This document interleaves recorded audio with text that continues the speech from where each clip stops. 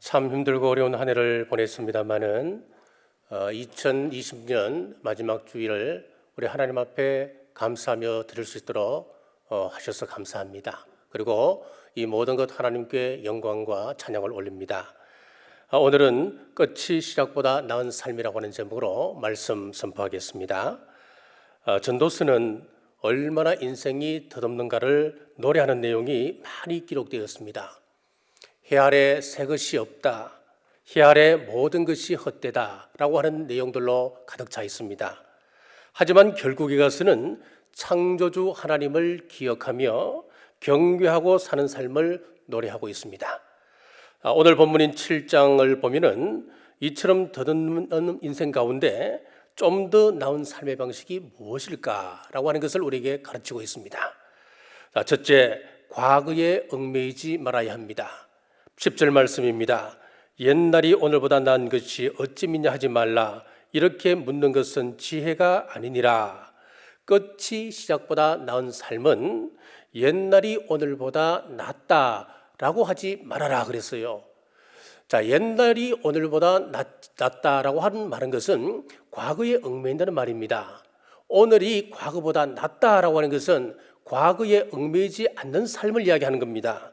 오늘 본문 중에 나은이라고 하는 번역된 히브리어 원문을 보면은 토브라고 하는 단어를 씁니다. 이 토브는 선하다, 기쁘다, 은혜를 입다 그런 의미를 가지고 있습니다. 옛날이 오늘보다 나았다. 옛날이 오늘보다 훨씬 더 기뻤다. 옛날에는 우리 신앙에 은혜가 있었다. 이 말이 왜 어리석은 말이냐 하면은 현재 지금 하나님의 은혜를 누리지 못하고 있다는 방증이 되기 때문에 그렇습니다. 과거도 중요합니다. 하나님의 은혜를 뜨겁게 경험했던 때가 있었습니다. 하지만 늘 그때만 그리워하고 산다면 그것이 문제이지요.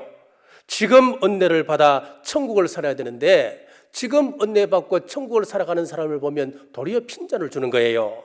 나는 옛날에 됐다고 하지만 그것 아무것도 아니라고. 그런데 오늘 말씀을 보니까 자꾸 옛날을 운운하며 그때가 오늘보다 낫다고 하는 사람은 지혜로운 사람이 아니다라고 말씀하고 있습니다. 여러분, 옛날이나 지금이나 우리는 하나님께서는 한결같은 은혜를 우리에게 주십니다. 한결같이 선하시고 풍성히 그 은혜를 누리시도록 하는 분이 우리 하나님이십니다. 그리고 우리 성도들은 언제나 과거보다 미래에 더 선하고 더 기쁘고 더 큰 은혜를 누릴 수 있다고 하는 것을 확신 가운데 살아가야 됩니다. 우리가 맞이할 새 하늘과 새 천국은 과거의 어떤 은혜보다 더 큰 은혜입니다. 비교할 수 없는 은혜입니다. 오늘 2020년 마지막 주일을 보내며 우리가 각오를 새롭게 해야 할 것은 과거에 얽매이지 않는 것입니다. 과거의 일들만 생각하고 오늘의 은혜를 바라보지 못한다면 그것은 지혜자가 아닙니다. 어리석은 일이라고 하는 것입니다. 사랑하는 여러분, 오늘도 한결같이 은혜를 베푸신 하나님께서 매일매일 새로운 은혜를 베푸시기에 오늘이 더 행복합니다. 내일은 더 복됩니다. 가까운 미래는 더 기쁘다 말할 수 있습니다. 자, 예레미야 예가 3장 22절에서 25절 말씀입니다. 여호와의 인자와 긍휼이 무궁하심으로 우리가 진멸되지 아니함이니이다. 이것들이 아침마다 새로우니 주의 성실하심이 크시도소이다. 내 심령에 이르기를 여호와는 나의 기업이시니 그러므로 내가 그를 바라리라 하도다. 기다리는 자들에게나 구하는 영혼들에게 여호와는 선하시도다. 자, 역사상 가장 절망스러운 때에 기록된 성경이 어떤 성경이냐면 예레미야 애가서입니다. 이스라엘이 멸망한 가장 처참한 절망적 상황에서 예레미야는 애가 절망의 노래, 슬픔의 노래, 통곡의 노래를 부르고 있는 겁니다. 하지만 그 절망적 상황 속에서도 예레미야는 미래를 바라보았습니다. 흘러가는 시간 속에서 하나님께서는 항상 인자와 긍휼을 무궁히 베푸심을 믿고 그 은혜를 아침마다 새롭다 노래하고 있습니다. 그 기업 자체이신 우리 하나님께서 하나님을 기다리고 하나님을 구하는 영혼들에게 선을 베푸신다 했습니다. 자, 예레미야 예가서에서 여호와는 선하시도다 할 때 여기서 선으로 번역된 히브리말은 전도서 본문의 나은과 같은 토어입니다. 여러분, 현재가 어떠하든지 우리의 미래가 세상 사람들이 볼 때는 참 암울해 보인다 할지라도 하나님께서 항상 은혜를 베푸시고 아침마다 은자와 긍휼을 무궁하게 우리에게 보내주심으로 말미암아 과거에 매이지 않는 미래가 더 나은 성도의 삶을 사시길 간절히 바랍니다. 자, 물리 법칙에 보면은 엔트로피 법칙과 신트로피 법칙이 있습니다. 자, 이 법칙은 어떤 법칙이냐 하면은 엔트로피라고 하는 것은 무질서도를 이야기합니다. 그래서 엔트로피 증가 법칙 그러면 무질서도 증가 법칙 그렇게 이야기할 수가 있는 거예요. 삼라만상은 시간이 지나면 다 약해지고 결국은 소멸되어져 버립니다. 자, 나무 가운데 이 주목이라고 하는 나무는 살아서 1000년, 죽어서 1000년 그렇게 부릅니다. 그만큼 단단하고 그만큼 썩지 않는 그런 나무라고 알려져 있습니다. 아무리 그렇게 단단한 나무라 할지라도 시간이 지나면 결국은 없어지고 마는 것입니다. 범죄한 이후에 우리 인간의 몸은 점점 쇠약해져 갑니다. 그러다 결국은 죽음을 맞게 되고 결국은 먼지로 변하게 되는 것이지요. 사람이 온갖 지혜를 모아 굳게 세운 건축물이라 할지라도 세월의 무게는 이길 수가 없습니다. 그리스에 가보면은 그 수천 년 전에 지어졌던 신전들 보십시오. 얼마나 웅장하게 지었었겠습니까? 그런데 세월의 무게 앞에서는 어쩔 수가 없는 거예요. 다 무너지고 겨우 기둥들만 남아있는 것입니다. 카를로 로벨리라고 하는 세계적인 물리학자가 우주의 흐름에 대해서 시간보다 절대적인 기준이 하나 있는데 그것이 바로 엔트로피 증가 법칙이라고 이야기했습니다. 무슨 이야기냐면은 시간이라고 하는 것은 상대적입니다. 우리 지구의 시간하고 태양의 시간은 다릅니다. 별과 달 크기에 따라서 중력에 따라서 시간들이 다 다릅니다. 하지만 엔트로피 증가 법칙은 항상 그대로입니다. 그래서 과거가 현재보다 낫다고 말할 수 없는 거예요. 엔트로피 법칙과 반대되는 신트로피 법칙도 있습니다. 이 신트로피 법칙이라고 하는 것은 회복의 법칙입니다. 연약한 사람이 있습니다. 이 연약한 사람이 자신의 연약함을 알고 아주 건강한 생활 습관을 가지고 있습니다. 열심히 운동을 합니다. 좋은 음식을 먹고 좋은 공기를 마십니다. 그러면은 점점점 쇠약해지는 엔트로 법칙이 아니라 점점 회복되어지는 신트로 법칙의 적용에 의해서 그 사람은 회복되게끔 되어 있는 거예요. 오늘 2020년 마지막 주일을 보내며 과거에 얽매지 않고 하나님의 은혜를 사모하심으로 신트로피 법칙, 회복의 법칙 속에서 내일의 소망을 열어가는 더 나은 삶 사는 우리 모두 되시길 주님의 이름으로 축복합니다. 둘째, 성령님 안에서 인내해야 합니다. 8절입니다. 일의 끝이 시작보다 낫고 참는 마음이 교만한 마음보다 나으니 참는 마음이 교만한 마음보다 낫다. 자, 여기서 참는 마음을 험정역에서는 영 안에서 인내하다 그렇게 번역을 했어요. 그러니까 여기서 전도서 기자가 하는 말은 그냥 무작정 참는 것이 아닙니다. 성령님 안에서 성령님 주시는 능력으로 우리가 인내하며 참아내는 것입니다. 이것이 시작보다 끝이 나은 삶을 말하는 비결이에요. 참는 마음 즉 인내를 히브리 원어에서는 아레크라고 하는 단어를 씁니다. 아레크는 고난 중에도 참는다, 끈기 있다, 견디다 그런 의미입니다. 여러분, 어떻게 고난을 참을 수 있습니까? 어떻게 고난 가운데 끈기 있게 그것을 이겨낼 수 있습니까? 성령님 안에서 성령님의 거룩한 인도를 받아야 참고 인내하고 견딜 수 있다고 하는 것입니다. 그러면 끝이 시작보다 나은 삶을 살 수가 있습니다. 데살로니가전서 1장 6절에 보면은 또 너희는 많은 환난 가운데서 성령의 기쁨으로 말씀을 받아 우리와 주를 본받은 자 되었으니, 성도들이 많은 환난 가운데서도 성령님의 기쁨으로 말씀을 받아서 주를 본받는 자 되었다라고 했습니다. 즉 성령님께서 기쁨을 주시고 성령님께서 주님을 본받는 자 만들어 주셨다 그 말씀입니다. 에베소서 6장 13절에서 14절에서도 성령님께서 기업, 즉 천국 구원의 보증이 되신다 그랬습니다. 그 안에서 너희도 진리의 말씀, 곧 너희의 구원의 복음을 듣고 그 안에서 또한 믿어 약속의 성령으로 인치심을 받았으니 이는 우리의 기업의 보증이 되사 그 얻으신 것을 속량하시고 그 영광을 찬송하게 하려 하심이라. 자, 그러므로 우리는 오늘도 내일도 성령님 안에서 인내하며 끝이 시작보다 나은 삶을 사시길 주의 이름으로 축복합니다. 자, 국민일보 2018년도 10월 달에 2010년도 10월 달에 참 거룩한 위기감을 우리에게 주는 안타까운 그런 통계를 발표를 했습니다. 종교의식에 대한 일반인들의 설문조사 결과인데 천주교, 불교, 기독교 우리 한국의 3대 종교 가운데 천주교와 불교에 대한 이 일반인들의 인식입니다. 어떻게 종교를 생각하느냐 했을 때에 천주교, 불교는 따뜻하다, 온화하다 63%가 나왔습니다. 자, 그런데 우리 기독교를 어떻게 평가를 했느냐 하면은 거리를 두고 싶은 이중적 종교, 그래서 좀 부정적 이미지가 무려 91%였다고 하는 것입니다. 충격적이지요. 심각한 상황이지요. 이런 상황 가운데 어떻게 교회가 회복을 꿈꿀 수 있겠습니까?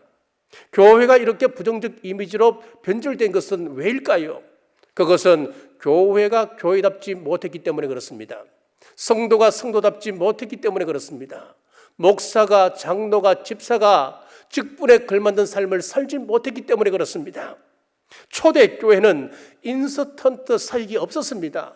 그들은 단순했습니다. 하나님의 말씀을 받고 그것을 들은 대로 세상에 나가서 증거할 뿐이었습니다. 단순하게 가장 기본적인 사명을 감당할 때에 그들은 세상 사람들로부터 이런 별명을 받았습니다. 그리스도인이라고 하는 별명을 받게 되었습니다. 여러분, 과거가 아닌 지금 이 시간 성령님의 인도함을 받는 것이 중요합니다. 이 시대의 유일한 소망의 통로가 바로 이것입니다. 성령님의 인도를 받아서 예수님의 성품을 닮아가고 천국을 소망하는 모습, 묵묵히 인내하며 다시 오실 우리 예수님을 기다리는 모습, 이것이 바로 끝이 시작보다 나은 삶을 사는 길임을 믿고 성령 충만한 우리 모두 되시길 주님의 이름으로 축복합니다. 셋째는 항상 하나님 말씀 안에 살아야 합니다. 12절 말씀입니다. 지혜의 그늘 아래에 있음은 돈이 그늘 아래에 있음과 같으나 지혜에 관한 지식이 더 유익함은 지혜가 그 지혜 있는 자를 살리기 때문이니라. 자, 여기 보면은 이 지혜라고 하는 것이 과연 무엇일까요? 여러분, 두말할 나위 없이 하나님의 지식의 말씀입니다. 진리의 말씀입니다. 지혜의 그늘 아래 있다라고 하는 이 말씀은 항상 하나님 말씀 안에서 말씀의 인도함을 받고 살아간다, 그런 의미입니다. 12절을 다시 한번 읽겠습니다. 지혜의 그늘 아래에 있음은 돈의 그늘 아래에 있음과 같으나 지혜에 관한 지식이 더 유익함은 지혜가 그 지혜 있는 자를 살리기 때문이니라 라고 했습니다. 돈은 사람들에게 안정감을 줍니다. 또 돈은 사람들에게 안락함을 주는 참 유익한 그런 존재이기도 하지요. 마찬가지로 우리 하나님의 말씀, 이 지혜라는 것도 마찬가지라는 겁니다. 우리 이 지혜를 받게 되면 우리에게 평안이 옵니다. 확신을 가지게 됩니다. 참 유익하지요. 그런데 이 지혜, 즉 하나님의 말씀이 돈과 다른 것이 하나 있습니다. 그것은 바로 생명이라고 하는 것입니다. 자, 돈은 생명을 주지 못합니다. 돈은 사람에게, 죽은 사람을 살리게 할 수 있는 능력이 되지 못합니다. 아무리 수천조를 가지고 있다 하더라도 생명 앞에는 어쩔 수가 없는 거예요. 살릴 수가 없는 거예요. 아무리 돈 많은 재벌도 스스로 천국에 갈 수는 없습니다. 하지만 지혜, 즉 말씀은 천국으로 우리를 이끌어갑니다. 오늘 말씀에 지혜로 번역된 히브리 원문을 보면 호크마입니다. 이것은 명철, 지식, 명민함, 이런 의미를 가지고 있습니다. 하나님의 명철, 하나님의 지식으로 채우셔서 총명하고 민첩하게 하나님의 뜻을 행하도록 하는 지혜가 우리 하나님 말씀 안에 있다고 하는 것입니다. 그렇습니다. 우리가 지혜의 그늘 안에 살면, 말씀의 인도를 받으면 끝이 시작보다 나은 삶을 살 수 있습니다. 다윗을 보십시오. 다윗이 시편의 절반을 지었지 않습니까? 그 시편 가운데 정수가 무엇이냐면 시편 23편의 말씀이지요. 그는 23편에서 이렇게 노래합니다. 여호와는 나의 목자시니 내가 부족함이 없으리로다. 지금 다윗이 어떤 상황인지 아십니까? 편안하고 안락한 상황입니까? 아니었습니다. 당시 다윗이 처한 시기는 그의 인생 가운데 가장 비극적인 상황입니다. 가장 처참한 상황입니다. 자기 몸으로 낳은 아들 압살롬이 자기 등에 칼을 꽂고 왕이 되고자 지금 반역을 일으키는 그런 상황입니다. 지금 다른 사람이라면 가슴이 덜 아플 텐데 아들이 자기를 죽이고 왕이 되고자 반역을 일으켰다. 어떻게 견딜 수가 있겠습니까? 가슴이 찢어지는 상황입니다. 하지만 그때도 다윗은 확신했습니다.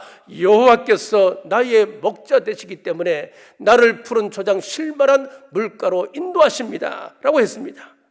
푸른 초장은 말씀을 상징합니다. 그리고 시냇가는 바로 생명을 상징합니다. 말씀의 인도함을 통한 안식을 의미하는 것입니다.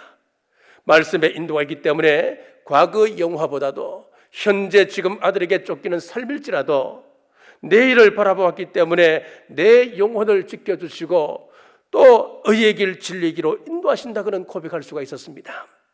또 사망의 엄침한 골짜기를 지날지라도 목자가 지팡이와 막대기를 가지고 양을 보호하고 인도하듯이 하나님께서 이 상황을 인도하시고 보호하신다는 확신 가운데 그는 하나님 앞에 이런 기쁜 찬양을 올리게 되는 거예요. 이것이 바로 이 시편 23편의 핵심 내용입니다. 자, 이 다윗의 고백이 우리의 고백이 되어야 합니다. 눈에 보이는 현실보다 하나님이 우리 위에 들이우시는 말씀의 보호, 인도를 바라보시고 하나님께서 더 큰 은혜로 이끄심을 확신해야 합니다. 이것이 바로 과거보다 현재를 더 잘 사는 비결입니다. 사랑하는 여러분, 올 한 해를 돌아보십시오. 어떤 일이 있었느냐, 어떤 경험을 했느냐, 어떤 사건을 당했느냐, 여러분 이것도 돌아보셔야 합니다만은 우리 신앙인들이 특별히 한번 점검해야 될 것은 내가 과연 말씀의 인도함 속에 있었는지, 말씀의 인도를 받고 살았는지, 이것 먼저 점검해 보셔야 합니다. 얼마나 하나님의 지혜를 인정하고 살았는지 한번 돌아보십시오. 내가 돈 아래에서 기뻐했는지 아니면 지혜의 그늘 아래 살아가는 것을 기뻐했는지 한번 돌아보십시오. 지난 삶을 세상 사람들의 기준을 놓고 그것으로 일비했다면 우리의 현재가 과거보다 못할 수 있습니다. 하지만 말씀의 인도 아래 있었다면 비록 광야 같은 험악한 세월이었다 할지라도 그 속에서 내 마음과 내 입술을 지켰다면 여러분들은 빛의 인도 가운데 있었습니다.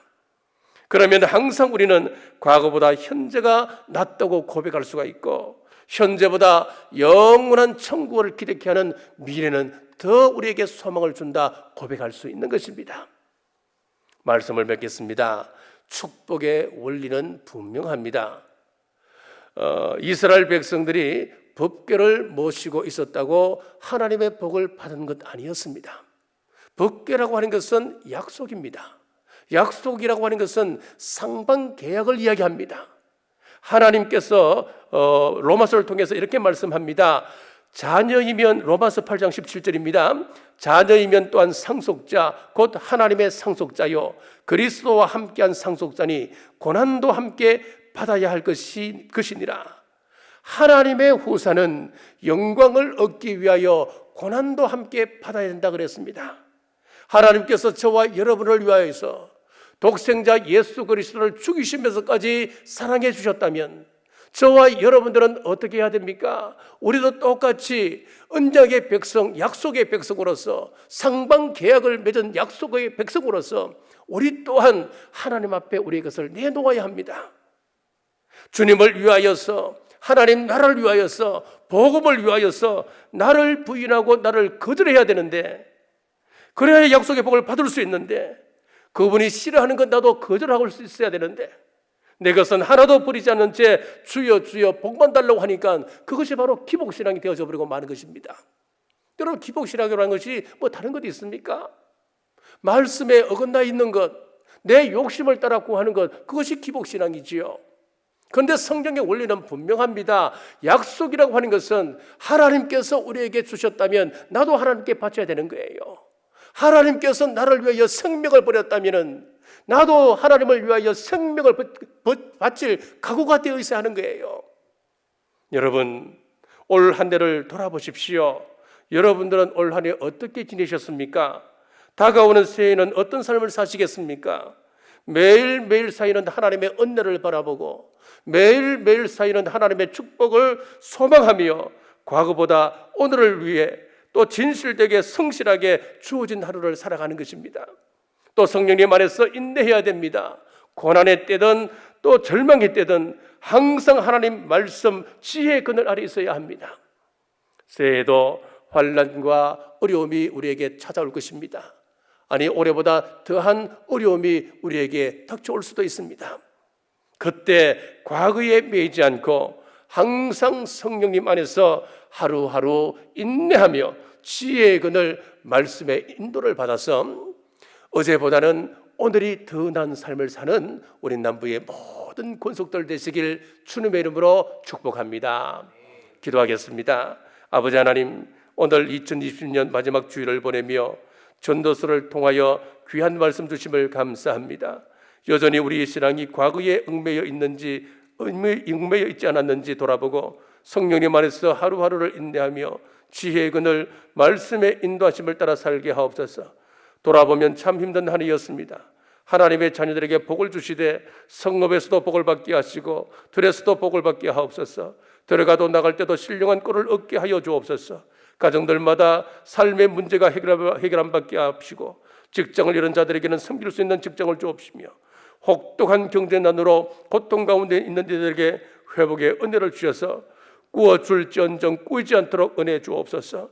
육신의 연약함으로 고통받는 이들을 보살피시고 치유해 주옵소서.